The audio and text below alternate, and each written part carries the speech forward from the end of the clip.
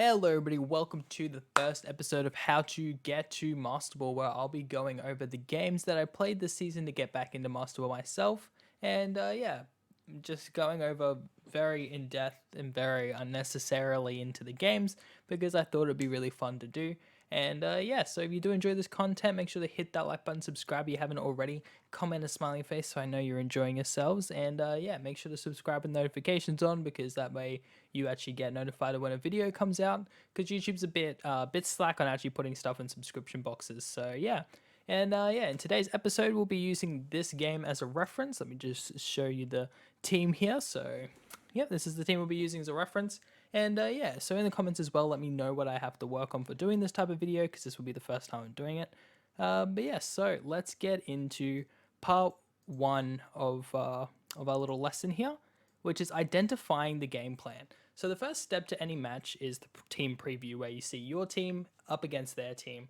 The team preview gives you a clear, coherent list of your Pokemon and the opponents. This allows you to identify key game plans the opponent is going for. So if you look to our example game here, we can clearly see that our opponent's running a Sunroom team, which is pretty standard stuff. Sunroom's very common in pretty much every sort of Shield meta so far.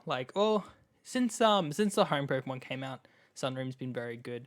And so Sunroom is just what it says in the name. It utilizes Trick Room, which makes the slow Pokemon fast and the fast Pokemon slow, and Sun, which boosts fire type attacks and weakens water type moves. And with the Charizard, it boosts even further with solar power, and with Leafeon, it boosts its speed by 2. So pretty scary stuff to be firsting up against, because they've got a fast mode and they've got a slow mode. So it's really scary, and you kind of have to identify like which plan are they going to go with, because they have two plans here, and you got to really think to yourself, which one's better versus my team? So which one are they more likely to go? So by looking at our team, we kind of notice that Rhyperior destroys, let's see, it destroys Heatran, Thunderous, Kartana, like it can do pretty. Oh yeah, Kartana as well. Like it does pretty decent against. Especially with Trick Room up, like Kartana doesn't go first. And a lot of these things, they do normally run Fire Punch, which was my fear. And then like Urshifu gets destroyed by everything else. So it's a good chance that Rhyperior is coming in for the sweep. So we have to like identify how does this team prevent Trick Room. And some teams won't have a way to prevent Trick Room. I would very much suggest trying to find a way to do that, because Trick Room is very common and can be very annoying to go up against. But if you don't, then we'll get into what you can do later. But so again, like if you're thinking, why do you think it's going to be Trick Room? So I'll go over that real quickly. So looking at his Sun Sweepers, he has Charizard, which gets beat by Lando. He has Leafeon, which gets beat by Heatran, and Thunderous. And I don't know if my Lando actually has a flying type move, but it'd still be scary to bring it up against Lando as well. He has Torkoal, which again gets defeated by Lando. We have Heatran, who absorbs the fire type attacks as well with Flash Fire. So he has to be really careful. Has to be really careful firing in G-Max Wildfires into us when we have a Flash Firemon. And he boosts our own Heatran with the Sun, so it's pretty easy for that. And so there's just no real way for his Sun Sweepers to go too crazy on us. Like even Leafeon gets intimidated by Lando again, which really hinders its damage, because it's not the scariest mon when its like attack is dropped. And yeah, we just have so much that deals with it. Like Thunderous just cuts through it. Heatran cuts through it if he doesn't target it. Lando does okay. Like we can just intimidate cycle on it, so that's fine. And and then just it's mainly like the Heatran is just looking at it, going, yeah, you're not doing anything, Leafeon. So there's no real reason to run Trick Room over Sun here. It's just a bit of he needs to get Rhyperior going to win this game. So now that we've identified his game plan, it's more than likely going to be Trick Room. We can now go into part 2, which is countering the game plan. So now that we have identified the game plan, it's time to look at our team and find what resources we have to counter that plan. So if you look at my team, what Pokemon hard counters Trick Room?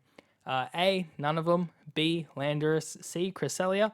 Or D, Thunderous. And So if you picked none of them, you're right. We don't really have a hard counter to Trick Room here. We have one soft counter, which is Cresselia. And the reason why Cresselia is a soft counter is because it has Trick Room. And you might be thinking to yourself, "BP, why does it matter if we have Trick Room when we don't want that move to be used?" So if you guys don't know how Trick Room works, it's simple. You use it, and if someone else uses it or you use it again, it returns the dimensions back to normal, which makes all the speed stats normal. So the fast Pokemon are now fast again, and the slow Pokemon are now slow again. So it's just a real easy way to for that first turn Trick Room. We just Trick Room on top, and it reverses. Especially in this I want to say Elo, but like in this rank, a lot of people might not realize what we're going for that first turn. They'll eventually catch on. You can't spam it, which is why it's a soft counter. You can't like taunt and then you can't do anything for 4 turns. It's just you got to predict when they're going to Trick Room and try and hit it with your own Trick Room. And if they out predict, then you just set up Trick Room for yourself. So you got to be careful with it. But yeah. So that's our soft counter to the Trick Room here is just Cresselia. And yeah. And it ends up working out really well for us. So the first turn, we use Trick Room the same turn Dusclops does, which means it doesn't get it set up, and Togekiss has wasted a turn, and Dusclops has basically wasted a turn, while we're getting damage with Rock Slide with Landorus, and it also delays the Rhyperior setup, which is really important. And yeah, so I'll show that clip quickly. Oh, I probably would have showed it while I was talking, sorry. My bad. And yeah, so now you can't just spam this because they'll catch on, and which is why I don't use Trick Room turn 2. I use Helping Hand to try and deal damage to this Dusclops, hopefully bringing it to a point where we can kill it before Trick Room's up permanently. And yeah, so and eventually it will get it off this game. Togekiss goes for Yawn into Cresselia, which does put it to sleep, and thus allowing Dusclops to get Trick Room up, but it doesn't get Trick Room up until Rhyperior is next to it. So we didn't stop Trick Room from going up, like it still went up. So let's go on to how we stop the game plan. So part 3 is what I'm going to call using your pieces. So we've stalled to the point where Trick Room goes up the turn Rhyperior Dynamaxes. Knowing that Max Quake and Earthquake would just proc Rhyperior's weakness policy, I decided that we're going to put all our eggs into the Lando basket and switch it out. And I look at my team and I'm going, well, I don't need Heatran and I don't need Thundurus, because we can assume that the Pokemon in the back here is going to be Torkoal, because it's just the best Pokemon he has under Trick Room, and it's really strong under Trick Room, and he's gone hard Trick Room here. So I'm going to assume that it is Torkoal in the back. And even if it is Charizard or Leafeon, without Max, Landorus deals with them anyway, especially with the Assault Vest. So I don't need Thundurus or Heatran here. So the first time that Rhyperior is out, I actually switch into Thundurus. It dies and Trick Room goes off. We switch back into Lando, getting the Intimidate off at the end of the turn. So let's look at the state of the game now. Trick Room's still up. We can't do much about that. Cresselia's asleep. We can't reverse it right now. But Rhyperior is -1, and it only has 2 more turns of Dynamax, which really, really helps us out, because as we all know, +2 Rhyperior is very scary, especially on a Lando that isn't Dynamaxed yet. So we switch again, but into Heatran, because like Thundurus, it isn't needed right now. Like, it's not going to do much to Torkoal, not anything that Landorus can do by itself anyway. So we don't need it. What we need is Lando to be full HP as long as possible to stall out this late game.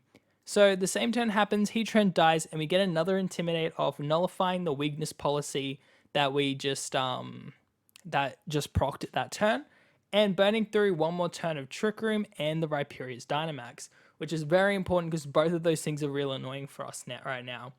And now it's a 3v2, and it looks like we're in a bad spot. But, you know, that brings us into part 4, finishing the late game. So now that Rhyperior doesn't have a boost, Landorus can comfortably take a max move now that it's not as scary. Because Rhyperior still hits hard, but it doesn't hit those Dynamax Pokemon quite as hard as it needs to unless it has that boost. And Landorus is a pretty tanky fellow, and it can take it pretty decently. So now we can take these max moves. Cresselia finally wakes up, and we get the Trick Room reversed. And it's time to max and take out Clops. but, you know, he does end up going for the ally switch. But the main reason we targeted Dusclops and not Rhyperior is because I don't want Trick Room going up again. While I think there's no way he can kill Landorus, he has a chance if he gets Trick Room up. He can get the Eruption off for Torkoal. It's going to do a bunch of damage. Maybe he gets a crit or something. We just want to get rid of that possibility. And Cresselia isn't doing that much anyway. So there's no real point except for getting rid of that Trick Room. But I can't remember if that happened last turn or this turn, so it's fine. But we do go, I think we go for Helping Hand Max Quake, making sure that we kill the Dusclops. And eventually we do take it out after the ally switch shenanigans. And it seems to be pretty good. He even goes for Max Rockfall into Cresselia and actually takes it without a boost. So that's really good. Again, showing how the Intimidate really helps us out here. And yeah, so... And then Torkoal comes out, so I was right in saying that Torkoal's probably going to be the last one, and it isn't really anything to fear. And we end that thing with a Max Quake. I didn't go for Rhyperior because I didn't think Rhyperior was much to worry about. I think we just one-shot it with Earthquake once we're out. And yeah, so I went for I max